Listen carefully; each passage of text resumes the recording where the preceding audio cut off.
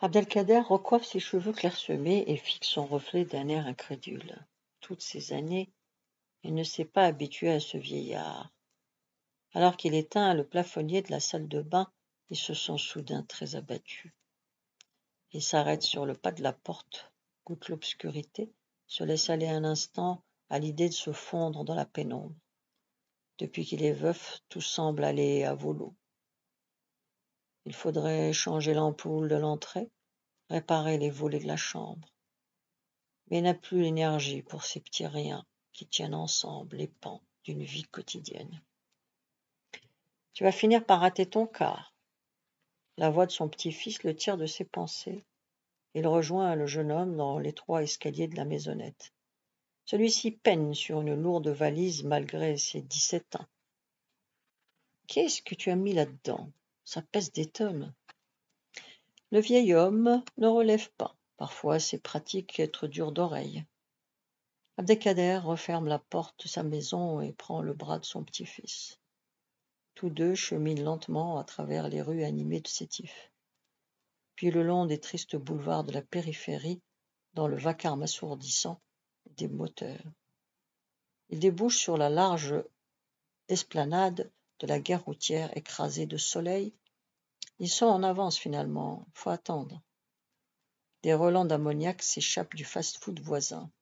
L'air est chaud, saturé de gaz d'échappement. Abdelkader regarde le jeune homme à la dérobée. Celui-là ne sait pas à quel point il ressemble à son aïeul. Son portrait craché à l'époque de son engagement, il y a quelques 60 ans. Un jour, il lui racontera tout ça si ça l'intéresse, mais pour l'instant, il a des choses à régler, des choses qui ont déjà trop attendu. Le car est arrivé, le vieil homme s'est péniblement hissé à l'intérieur et salue d'un signe de la main son petit-fils. Sur le visage du grand adolescent, il n'a aucun mal à lire l'émotion et l'inquiétude. Abdelkader lui adresse un sourire rassurant alors que le car s'éloigne. À plus de 80 ans, c'est la première fois qu'il retourne en France. Après l'armistice, il est revenu ici, dans la deuxième wilaya du pays. Il n'en est plus jamais reparti. Quand l'autocar traverse la place du marché, il paraît avoir laissé son âge derrière lui. L'endroit est aujourd'hui méconnaissable, mais sur cette place qu'il avait décidé de rejoindre l'armée française. L'armée du pays de la liberté, son pays. Son regard est le même qu'autrefois. Il flamboie soudain de la même intransigeance. En passant devant la caserne, il regarde le long mur sur lequel le soleil se réverbère. Il ressent aussi, brutal jusqu'alors, la chaleur de ce jour-là, devant les fortifications. La voix du sergent recruteur résonne à ses oreilles. Abdelkader avait alors signé son nom d'une main décidée en bas de la feuille. Et n'était pas peu fier de son uniforme. Tout cela est encore vivace dans sa mémoire, et c'est pourtant si loin. Le car longe maintenant le stade du 8 mai 1945. Le nom évoque ici de sinistres événements.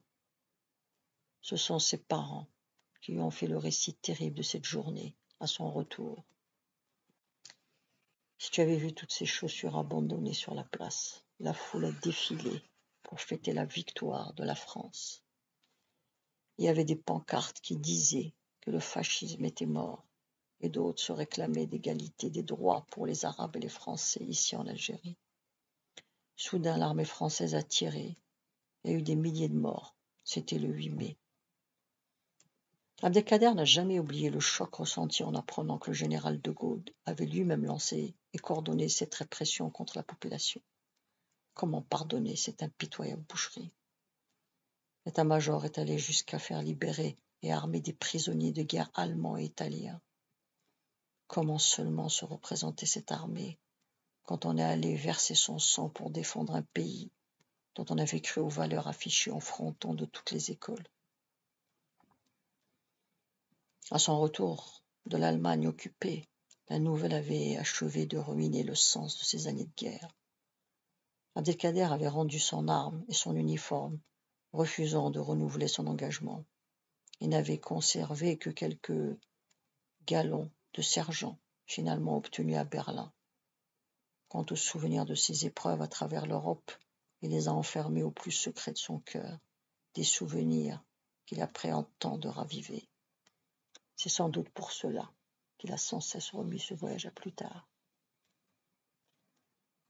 La frêle silhouette d'Abdelkader avance à petits pas dans les rues de Strasbourg. Autour de lui, la population alsacienne semble évoluer dans une autre dimension. Il traîne son lourd bagage, incapable de rien reconnaître sinon quelques noms de rues. Seul un monument aux morts marque le souvenir des milliers de soldats qui transitèrent par cette ville. Le climat, en revanche, n'a pas changé, il n'a rien perdu de son mordant glacial. À l'angle de la rue où se trouve le foyer Sonacotra, vers lequel il se dirige, vérifiant l'adresse 1 sur un petit bout de papier, il croit soudain reconnaître un visage parmi ceux qu'il croise. C'est impossible, bien sûr, mais cette jeune fille au visage ouvert ressemble tant à celle qui avait offert sa médaille à Saïd. Depuis presque 60 ans, il s'est efforcé de ne pas se retourner sur le passé. Mais une fois sa valise déposée sur le lit de sa minuscule chambre, il est assailli par de nombreux fantômes. Des fantômes amis dont il est devenu le gardien. Il ressort bientôt avec un plan de la ville et cette fois part à leur rencontre. Il a fait tout ce chemin pour cela, à travers kilomètres et années, et il est là pour leur rendre hommage. Alors qu'il pénètre dans le cimetière militaire d'Alsace, la vue des tombes musulmanes le submerge. Elle semble s'étendre à l'infini. La gorge serrée, le souffle court, il s'avance parmi les stèles ornées d'un croissant. De sa démarche rendue hésitante par les années, il parcourt plusieurs travées, scrutant les noms gravés dans la pierre, puis il s'immobilise soudain et s'agenouille devant une tombe, les yeux humides d'émotion. Il lit le nom à voix basse, comme pour mieux se souvenir. Roger Martinez, 14 janvier 1945, mort pour la France. Il se recueille un long instant, en proie aux souvenirs qui affluent. Martinez lui apparaît tel qu'à leur première rencontre sur le promontoire de la chapelle en ruine devant Monte Cassino. Puis c'est le coup de poing du sergent devant la grange à l'issue du spectacle qui lui revient. Mais c'est surtout le visage exsangue de l'homme mourant qui plonge Abdelkader dans le souvenir aigu de ce que fut sa guerre. Le corps du vieil homme est secoué par le souvenir de cette journée sanglante. La violence des explosions s'abat de nouveau sur lui. Un immense chagrin l'accable. Il aura fallu toutes ces années, pour qu'il laisse s'écouler les larmes. Il accueille sa peine comme une délivrance. Il se redresse doucement et, chassant les larmes de ses yeux, se met en quête d'une autre tombe. Yassir Osmani, 14 janvier 1945, mort pour la France. Bouleversé, il s'est arrêté devant la stèle du Goumier. Elle jouxte celle de ses deux autres compagnons. Messaoud Souni, 14 janvier 1945, mort pour la France. Saïd Larbi, 14 janvier 1945, mort pour la France. Leurs visages défilent devant lui, jeunes, vivants, et avec eux remontent à sa mémoire les instants de liesse et les combats meurtriers. Et voilà donc les dernières demeures de ces fantômes si familiers, oubliés par l'histoire. Abdelkader se relève vacillant et perdu devant cette armée de morts qui le salue en silence. Bientôt il le rejoindra dans l'oubli. De retour au foyer, le vieil homme pousse sa valise et s'assoit sur son lit.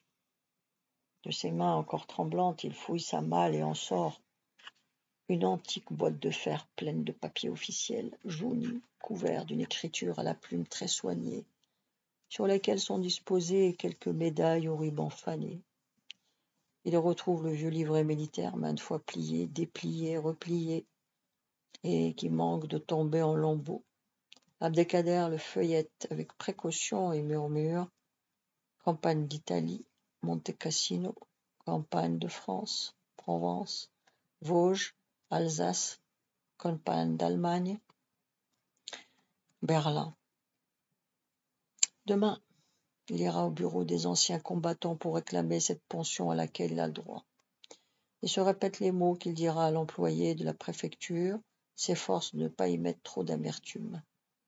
Je m'appelle Abdelkader Belaïdi. Je suis un ancien combattant. J'ai fait le voyage depuis l'Algérie pour demander mes droits. Jusqu'ici, je n'ai pas bénéficié de la retraite accordée à mes frères d'armes français de la métropole. En 1959, il y a eu une loi pour geler les pensions des indigènes de tous les pays qui accédaient à l'indépendance. Maintenant, l'État français est obligé de payer, mais au lieu de ça, vos députés disent que cela va apporter des déséquilibres économiques chez nous. On dirait qu'ils font tout pour nous faire attendre, pour qu'on meure avant. Abdelkader ne croit pas qu'on accédera à sa requête. Sans doute l'employé derrière son guichet lui répondra qu'il n'est pas compétent. Mais c'est pour cela qu'il a soigneusement appris les mots de sa revendication.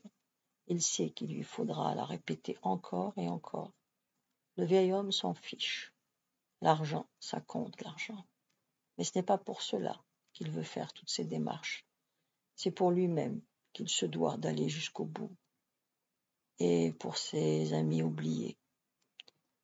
Le vieil homme dispose tous ses documents sur son lit et s'empare d'une coupure de presse qui reproduit le discours du général de Gaulle à son arrivée à Berlin. Puis ses mains nerveuses regroupent les papiers. Alors qu'il les replace dans sa boîte, ses yeux tombent sur une petite photo jaunie. Il la savait là, tout au fond. Il redoutait de poser ses yeux sur cette photo. Et en même temps, c'est pour cette photo qu'il vient de remuer tous ses souvenirs. C'était à Marseille, le jour de la libération. Saïd Messaoud et lui-même posent souriant, bras dessus, bras dessous, devant les fontaines du palais Longchamp, et le monde leur appartient. Voilà, c'est la fin de cette histoire sur les soldats venus d'Afrique du Nord pour combattre pour la France libre.